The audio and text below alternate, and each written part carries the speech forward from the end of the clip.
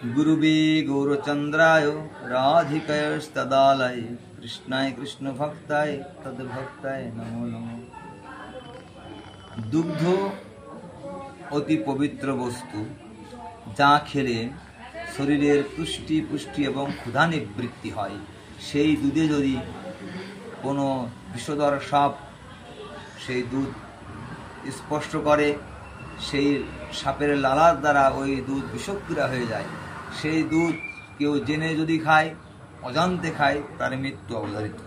তদ্রূপ এই ভাগবতীয় কথা শ্রবণ করলে মঙ্গল হয়, কিন্তু অবৈষ্ণব মুখোদিতাং উত্তম হরিকথামৃত শ্রবণম নৈব্য কর্তব্য সর্প অশ্লিষ্ট যথাপয়া।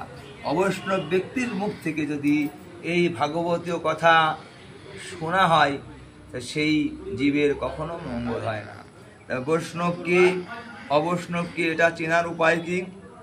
শাস্ত্রে বললেন, ধর্ম হচ্ছে সত্য, শৌচ, তপ, দয়া। এটা হচ্ছে ধর্ম।